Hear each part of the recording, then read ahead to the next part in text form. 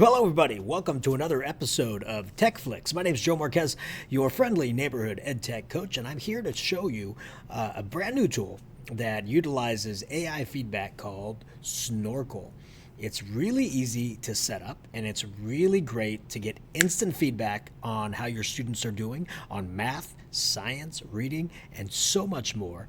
And not only do you get to see that feedback, but the AI sees it and gives them instant feedback. Let's go ahead and take a look at how this works. So here I am in Snorkl, and what I want to do is you want to create either a class or maybe it's a group of activities. So maybe you have one for science, maybe you have one for math, maybe you have it as just your class and you put those different activities in those different classes. So it's pretty easy to do and it's really cool to get going. So if you want to create a class, you hit classes right up here and you hit create class. And I'm going to title this BHS area ELM for elementary. And I'm going to give it the color of blue. How's that? I'm going to hit create. So now I have a brand new class that I can get going.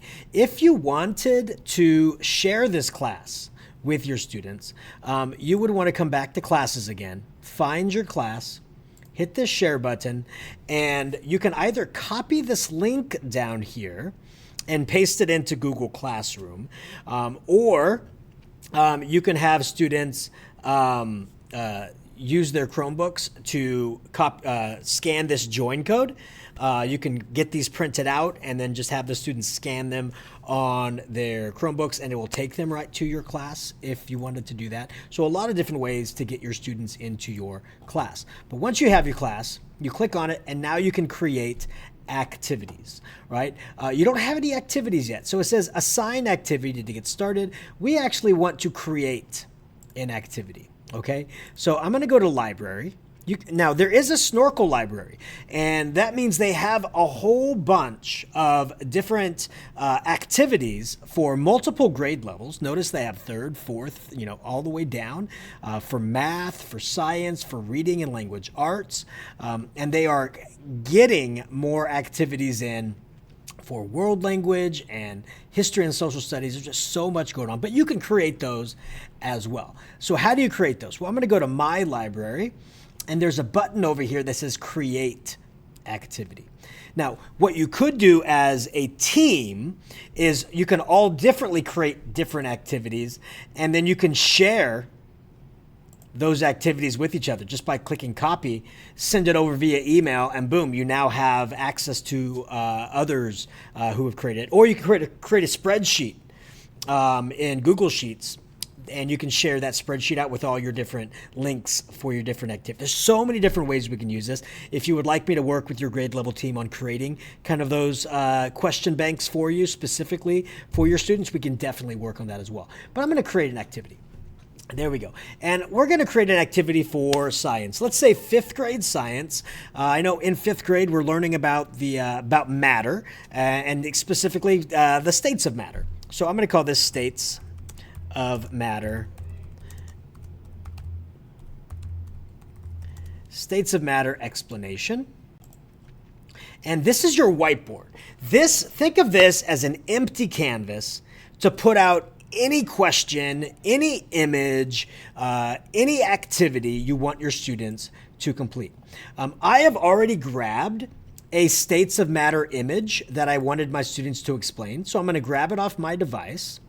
Here's my states of matter. It is going to upload the states of matter there. There we go. I can make it bigger or smaller. I'm going to just make it bigger. Right there. And then I'm going to type in a little bit of an explanation of what I want my students to do. All right, so it says type here. I'm going to say, please label each state of matter and explain how they transition from one state to another. Okay, so now I have I have the text up here. You can move that around wherever you want. You can do whatever you need. I'm going to say done editing. There we go. There's my whiteboard. And now you can give students instructions right here. I put it on the whiteboard, but you can type it in again. Please label and explain the states of matter and how they transition. Okay, so I can do that. Now, if you're done, if you don't want AI to do anything, and you just want your students to be able to show you what they know, you can just be done and hit assign, and you're done. But I want to show you the AI feature for this. So I'm going to click on Enable and Autofill with AI. Okay, and so that means artificial intelligence is doing its thing. It's looking at your instructions. Now, the more detailed your instructions, the easier it's going to be for the AI to fill things in. But look at this.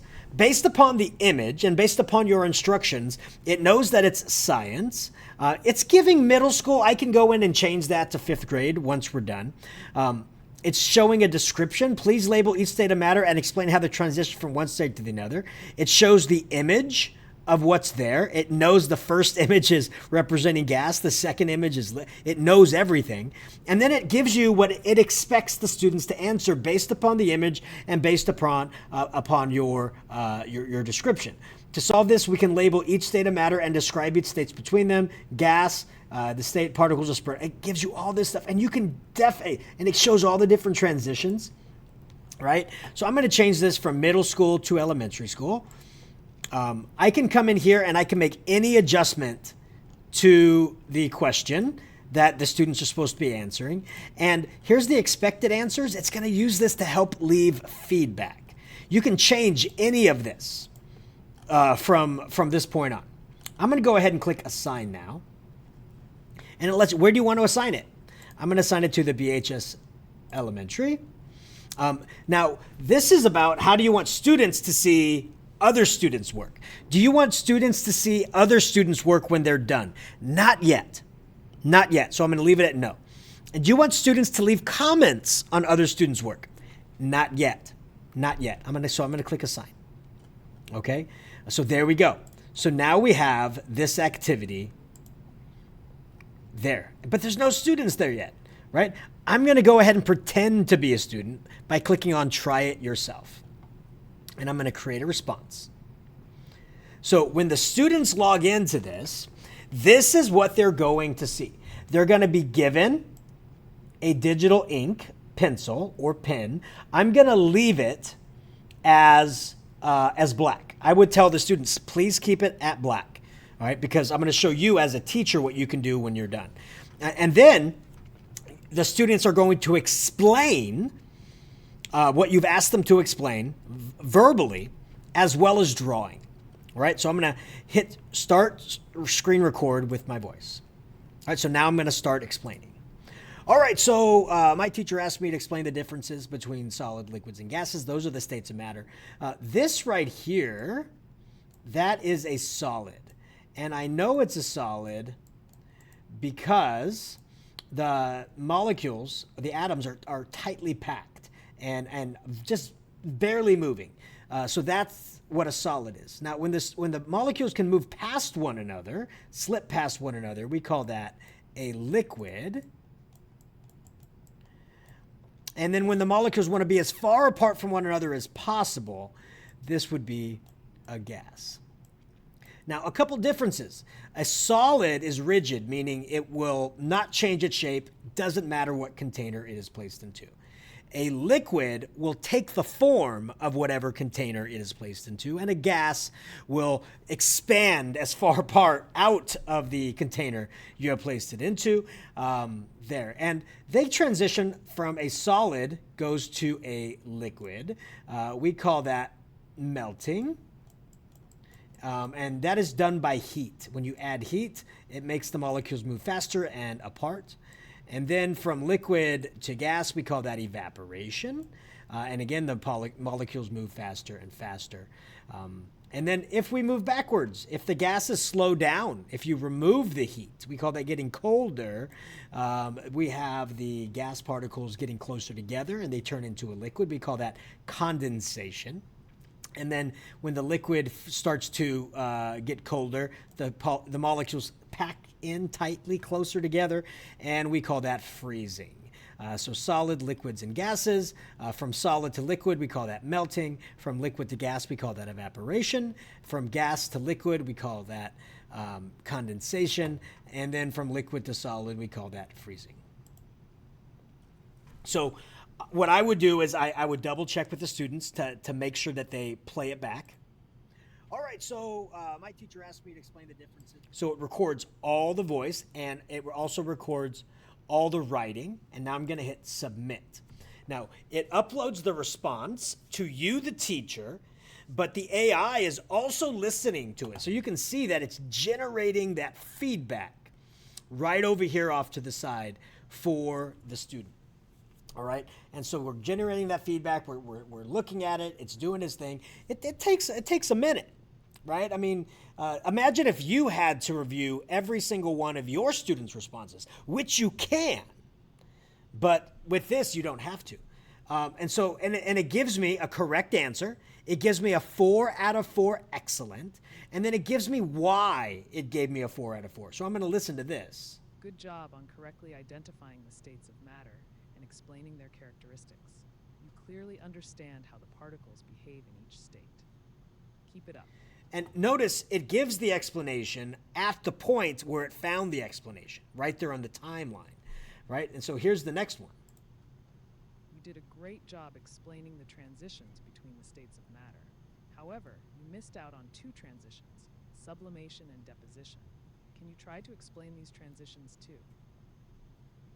Yes, now those ones, we call those cheaters, right, for when they are skipping that liquid phase. I did not include them. I don't believe that is necessary in 5th grade. But yes, there is those. But hey, it did a great job of explaining that to me. Like, hey, there's 2 more things you missed, right? So that's perfect. Now, imagine this was a student response, and you want to give some feedback on your own as a teacher. You can type that comment, great job, and then leave more feedback there. You can definitely do that. Or you can come over here to this little camera. This is why I have students write in black, because as the teacher, I'm going to come and write in red, and I'm going to go, hey, fantastic job. You really got the understanding of what a gas is. You understand what that liquid is, and you completely understand what that solid is. I'm giving you a 100% smiley face. Yes, and even a smiley face tongue. Excellent, great job. And so when you're done, you attach that to the students right here. And I hit send. And now the students will also receive feedback from you. Great job is the written feedback, and then also your verbal feedback. So if you didn't want to incorporate the AI auto feedback, it would allow you, the teacher, to go through each one, listen, and leave comments on how they did. It's just a great way to get instant feedback on quick check for understanding on various concepts. And this is science, but like I showed you, they also do math and ELA, and they're coming into social studies. It's amazing at what this can do. And again, what if now all the students have answered, you have this giant tapestry of responses, and now you want students to be able to view each other's work? You would click on this settings option here, and you would come down, you would come to this edit option here, and then you would select that you want the students to be able to do that. So you can come in here and change those how you want them to comment. So it's really great. I love this. I want to show you really quickly what it looks like when an entire class does answer. So here's my quick math problem. And you can see that my screen shows me all the different answers. I can see the greens are excellent. The The oranges are not yet, meaning they got most of it wrong. The yellows are fair. It means they probably got a 2 out of 4 or 3 out of 4.